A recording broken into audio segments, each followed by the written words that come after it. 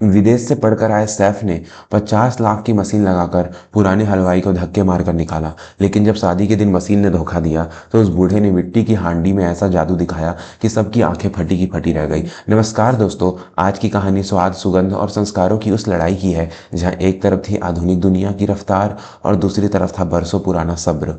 हम अक्सर सोचते हैं कि नया हमेशा बेहतर होता है, लेकिन क्या वाकई मशीनें माँ के हाथों के स्वाद की जगह ले सकती है? आज की कहानी इसी भ्रम को तोड़ेगी। राजस्थान के उदयपुर में एक ऐसी बहुत ही शादी की तैयारी चल रही थी। यह शादी किसी आम इंसान की नहीं, बल्कि शहर के सबसे बड़े रसूखदार ठाकुर रघुवीर सिंह की बेटी की थी। ठाकुर साहब अपनी मेहमान नवाजी और खान पान के लिए पूरे राज्य में मशहूर थे। उनके यहाँ कोई भी मेहमान बिना तृप्त हुए नहीं जाता था। इस बार उन्होंने अपनी इकलौती बेटी की शादी का जिम्मा दिल्ली की एक बहुत बड़ी इवेंट कंपनी को दिया था। इस कंपनी का हेड सर था आर्यन। आर्यन अभी अभी लंदन से अपनी कुकिंग की पढ़ाई पूरी करके लौटा था।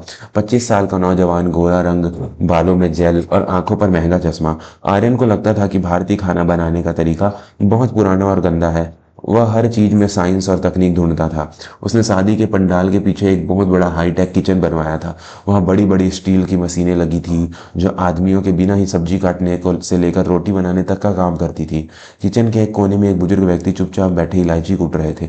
उनका नाम था विशंभर काका। विशंभर काका पिछले 40 सालों से ठाकुर साहब के परिवार का हर छोटा बड़ा खाना बनाते आ रहे थे। उनके हाथों में वो जादू था कि अगर वो सादा पानी भी पिला दें तो उसमें भी शरबत जैसी मिठास आ जाती थी। ठाकुर साहब ने आर्यन से खास तौर पर कहा था कि भले ही सारा खाना तुम बनाओ, लेकिन शादी की मुख्य मिठाई केसरिया खीर सिर्फ विशंभर काका ही बनाएंगे।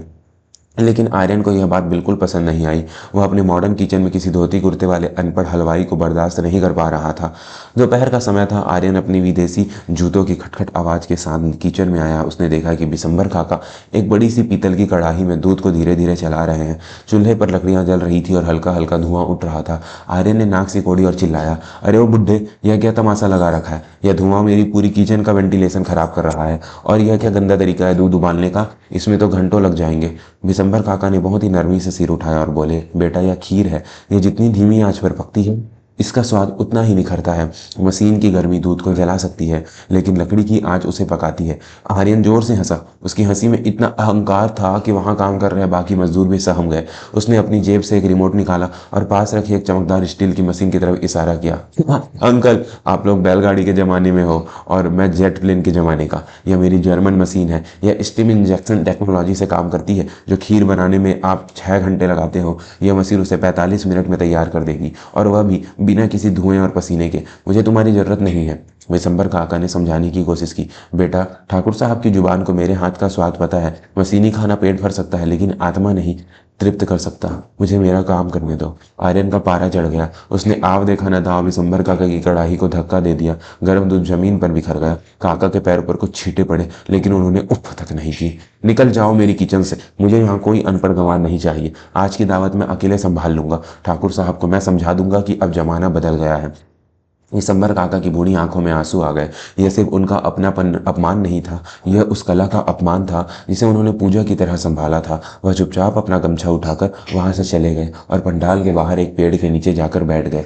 दोस्तों, कहानी में आगे एक ऐसा मोड़ आने वाला है जो आपको सोचने पर मजबूर कर देगा कि क्या तकनीक वाकई तजुर्बे से बड़ी होती है। अगर आप भी अपने घर के बुजुर्गों का सम्मान करते हैं और मानते हैं कि पुरानी नींव ही मकान को थामे रखती है, तो अभी इस चैनल को सब्सक्राइब करें और वीडियो को लाइक करना ना भूलें। आपका एक लाइक हमारे संस्कारों को जिंदा रखने में मदद करेगा। शाम ढलने लगी। मेहमानों का आना शुरू हो चुका था। करीब 5000 मेहमानों के लिए खाना बनना था। आर्यन की मशीनें पूरी रफ्तार से चल रही थी। वह बहुत खुश था। रोटियां अपने आप निकल रही थी, सब्जियां अपने आप कट रही थी। आर्यन को लग रहा था कि आज वह ठाकुर साहब को इम्प्रेस कर देगा और उसे और भी बड़े कॉन्ट्रैक्ट मिलेंगे। लेकिन कहते हैं ना कि विनाश काले विपरीत बुद्धि। रात के 8 बजने वाले थे। खाने का समय शुरू होने ही वाला था। सबसे पहले ठाकुर साहब को केसरिया खीर का भोग अपने कुल देवता को लगाना था। आर्यन ने अपनी उस जर्मन मशीन का बटन दबाया जिसमें 500 लीटर दूध और मेवे भरे थे। मशीन ने घुर घुर की आवाज की और काम शुरू किया। आर्यन बेफिक्र होकर अपने फोन पर मैसेज चेक करने लगा। अचानक एक तेज धमाका हुआ। बूम! किचन में अफरा तफरी मच गई। उस विदेशी मशीन के कंट्रोल पैनल से चिंगारियां निकलने लगी। दरअसल गांव की बिजली में वोल्टेज का उतार चढ़ाव मशीन के नाजुक सेंसर बर्दाश्त नहीं कर पाए थे। मशीन का मदरबोर्ड जल गया था। सबसे बुरी बात यह हुई कि मशीन का ढक्कन लॉक हो गया था और अंदर भरा हुआ 500 लीटर दूध और सारा कीमती सामान अंदर ही फंस गया था। था। इंजीनियर दौड़े, उन्होंने लैपटॉप लगाया, तार चेक किए, लेकिन मशीन डेड हो चुकी थी। वहां जले हुए तारों की बदबू फैल गई। तभी किचन का दरवाजा खुला और ठाकुर रघुवीर सिंह अंदर आए। उनके चेहरे पर तनाव था। आर्यन बेटा क्या हुआ? बाहर मेहमान खीर का इंतजार कर रहे हैं। पंडित जी ने मुहूर्त बताया है, सिर्फ आधा घंटा बचा है। भोग की थाली तैयार है ना? आर्यन के पसीने छूट गए। उसके महंगे कोट पर पसीने के धब्बे साफ दिख रहे थे। उसकी जुबान तालू से चिपक गई। वो सर, मशीन में कुछ तकनीकी खराबी आ गई है, सिस्टम क्रैश हो गया है, खीर खीर नहीं बन पाएगी। ठाकुर साहब का चेहरा गुस्से से लाल हो गया। उनकी मूछें फड़कने लगी। क्या कहा तुमने? खीर नहीं बनेगी? मेरी बेटी की शादी है, कोई मजाक नहीं है। मुझे नहीं पता तुम क्या करोगे, लेकिन अगर आधे घंटे में मेरे कुल देवता को भोग नहीं लगा तो मैं तुम्हारी कंपनी पर ताला लगवा दूंगा और इस शहर में तुम्हें पानी तक नहीं मिलेगा। ठाकुर साहब पैर पटकते हुए बाहर चले गए। आर्यन जमीन पर बैठ गया। उसके पास न दूध बचा था, न समय और न ही कोई दूसरा रास्ता। उसके सारे विदेशी गैजेट सब कबाड़ के ढेर लग रहे थे। उसके साथ आए बाकी सब भी हाथ खड़े कर चुके थे। 5,000 लोगों के लिए आधे घंटे में खीर बनाना किसी चमत्कार से कम नहीं था।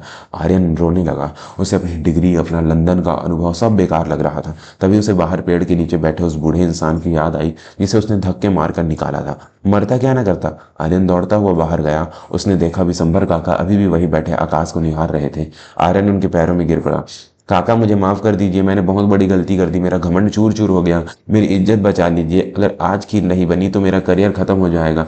विशंभर काका ने आर्यन को उठाया। उनके चेहरे पर कोई सिकवा नहीं था। उन्होंने बस इतना कहा, बेटा जब आंधी आती है तो बड़े बड़े पेड़ उखड़ जाते हैं, लेकिन घास अपनी जगह पर टिकी रहती है क्योंकि उसमें झुकने का हुनर होता है। चलो देर हो रही है। काका ने तुरंत अपने पुराने साथियों को आवाज लगाई। उन्होंने आर्यन से कोई मशीन नहीं मांगी। उन्होंने कहा, किचन के पीछे जो खाली मैदान है वहां 10 बड़े घंटे खोदो और चूल्हे बनाओ। गांव के कुम्हार के घर से जितनी भी बड़ी मिट्टी की हांडियां हैं सब मंगवाओ। आर्यन हैरान था, लेकिन काका आधे घंटे में मिट्टी की हांडी में खीर कैसे पकेगी? दूध उबलने में ही वक्त लगेगा। काका मुस्कुराए, बेटा मशीन समय के साथ चलती है और हम तजुर्बे के साथ। तुम बस दूध और चीनी का इंतजाम करो। दोस्तों, अब जो विशंबर काका ने किया वह विज्ञानों के नियम से परे था। यह हुनर था जो किताबों में नहीं मिलता। क्या काका ठाकुर साहब की इज्जत बचा पाएंगे? कहानी के अंत में जो सीख मिलेगी वो आपकी जिंदगी बदल देगी। अगर आप भी भारतीय संस्कृति पर गर्व करते हैं तो अभी सब्सक्राइब का बटन दबाएं और कमेंट में जय हिंद जरूर लिखें। मैदान में 10 चूल्हे जल उठे। काका ने हर चूल्हे पर बड़ी बड़ी मिट्टी की हांडियां रख दी। उन्होंने दूध में एक साथ चीनी, चावल और मेवे नहीं डाले।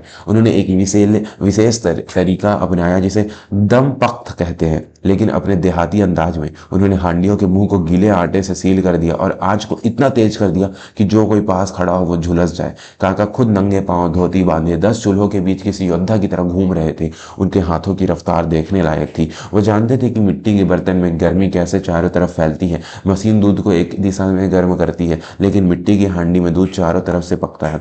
हवा में इलायची और केसर की खुशबू फैलने लगी। यह खुशबू मशीन वाली वनीला एसेंस की नहीं थी, यह सौंदर्य खुशबू थी जो रूह में उतर जाए। ठीक 25 मिनट बाद काका ने इशारा किया। हांडियां उतारी गई। जैसे ही पहली हांडी का ढक्कन खोला गया, वहां मौजूद हर शख्स की आंखें बंद हो गई। वह सुगंध इतनी दिव्य थी कि आर्यन के मुंह से अनायास ही निकल गया, ओ माय गॉड! खीर एकदम गाढ़ी, रबड़ी जैसी मलाईदार और सुनहरे रंग की थी। मिट्टी की हांडी ने दूध का सारा पानी सोख लिया था और उसे एक अनोखा स्वाद दिया था। ठाकुर साहब जब भोग की थाली लेकर मंदिर में गए तो उनकी आंखों में पानी था। उन्होंने एक चम्मच खीर चखी और वहीं रुक गए। यह वही स्वाद था जो उनकी दादी के हाथों में हुआ करता था। वह स्वाद जो पिछले 20 सालों से उन्होंने चखा नहीं था। शादी संपन्न हुई। मेहमान उंगलियां चाटते रह गए। लोग दूल्हा दुल्हन से ज्यादा उस खीर की तारीफ कर रहे थे। भाई, ऐसी खीर तो स्वर्ग में मिलती होगी, लोग कह रहे थे। देर रात जब विदाई हो गई, ठाकुर साहब ने आर्यन को बुलाया। उनके हाथ में नोटों की एक गड्डी थी। आर्यन बेटा, मान गए तुम्हें। मैंने सोचा नहीं था कि तुम लंदन से पढ़कर आकर भी हमारी मिट्टी का स्वाद इतना अच्छा बना पाओगे। यह लो तुम्हारा इनाम। आर्यन का सिर शर्म से झुका हुआ था। उसने वह पैसा लेने से मना कर दिया। उसने ठाकुर साहब के सामने हाथ जोड़कर कहा, सर, यह इनाम मेरा नहीं है। मैं तो आज आपकी पूरी शादी बर्बाद करने वाला था। यह स्वाद, यह इज्जत और यह तारीफ सब उस इंसान की बदौलत है जिसे मैंने किचन से बाहर निकाल दिया था। आर्यन ने पीछे इशारा किया। श्रीसंभर काका कोने में खड़े अपने बर्तन साफ कर रहे थे। ठाकुर साहब सब समझ गए। वह दौड़कर काका के पास गया और उन्हें गले लगा लिया। विशंभर, तूने आज फिर साबित कर दिया कि पुराना सोना ही होता है। आर्यन धीरे धीरे काका के पास आया। अब उसकी आंखों पर वो महंगा चश्मा नहीं था और न ही उनके अंदर वो अकड़ थी। उसने काका के मैले कुचाले हाथों को अपने हाथों में लिया। वे हाथ जो सख्त थे, जिनमें छाले पड़े थे, लेकिन जिनमें अन्नपूर्णा का वास था। काका, आर्यन रुंधे गले से बोला, आप मुझे अपनी यह रेसिपी सिखा देंगे? मैंने लाखों रुपए खर्च किया कुकिंग सीखने में, लेकिन आज मुझे पता चला कि असली कुकिंग बटन दबाना नहीं, बल्कि आग और मिट्टी से दोस्ती करना है। विषमता काका ने बहुत प्यार से आर्यन के सिर पर हाथ रख फेरा और एक ऐसी बात कही जो आर्यन ने अपनी डायरी में हमेशा के लिए लिख ली। काका बोले, बेटा, रेसिपी तो मैं तुझे अभी बता दूं। दूध, चावल, चीनी सब वही होता है, लेकिन स्वाद मसालों से नहीं, नीयत से आता है। तुम्हारी मशीन जल्दी खाना बना सकती है, पर उसमें बरकत नहीं होती। जब हम हाथ से खाना बनाते हैं तो हमारी मेहनत, हमारा पसीना और खाने वाले के लिए हमारी दुआ भी उसमें मिलती है। मशीन के पास दिमाग होता है, दिल नहीं, और खाना हमेशा दिल से पकता है। उस दिन के बाद आर्यन ने अपनी कंपनी का तरीका बदल दिया। उसने मशीनों को नहीं हटाया, लेकिन उसने मशीनों का गुलाम बनना छोड़ दिया। उसने बिशंबर काका को अपनी कंपनी का हेड कंसल्टेंट बनाया। अब आर्यन की हर पार्टी में खाना भले ही मॉडर्न तरीके से परोसा जाता था, लेकिन उसके पीछे बनने के पीछे काका का देसी तजुर्बा होता था। निष्कर्ष, दोस्तों, समय बलवान है और तकनीक जरूरी है। हम तरक्की से मुंह नहीं मोड़ सकते, लेकिन हमें यह भी कभी नहीं भूलना चाहिए कि जिस नींव पर हम खड़े हैं वो हमारे बुजुर्गों ने ही बनाई है। आज के दौर में हम हर चीज में इंस्टेंट और स्मार्ट ढूंढते हैं, smartphone, smart kitchen, smart home, लेकिन कोई भी स्मार्ट डिवाइस उस विजडम, समझदारी का मुकाबला नहीं कर सकता जो हमारे दादा दादी, नाना नानी के पास है। उनके पास गूगल नहीं है, लेकिन उन्हें पता था कि किस मौसम में क्या खाना चाहिए। उनके पास थर्मामीटर नहीं था, लेकिन वो माथे पर हाथ रखकर बुखार बता देते थे। उनके पास नेविगेशन नहीं था, लेकिन वह तारों को देखकर रास्ता खोज लेते थे। आर्यन ने अपनी गलती सुधारी और उसे एक गुरु मिल गया। हमें भी अपने आसपास मौजूद ऐसे बिशंबर काकाओं की कद्र करनी चाहिए, इससे पहले कि यह अनमोल खजाना हमेशा के लिए चला जाए। क्या आपके घर में भी कोई ऐसा बुजुर्ग है जिनके हाथ के खाने का स्वाद कोई 5 स्टार होटल भी नहीं दे सकता? कमेंट करके जरूर बताएं कि वो क्या डिश है। अगर इस कहानी ने आपके दिल को छू लिया है तो जाते जाते इस चैनल को सब्सक्राइब जरूर करें। हम आपके लिए ऐसी दिल से जुड़ी कहानियां लाते रहेंगे। बड़ों का सम्मान करें, अपनी मिट्टी से जुड़े रहें। शुभ रात्रि, जय हिंद।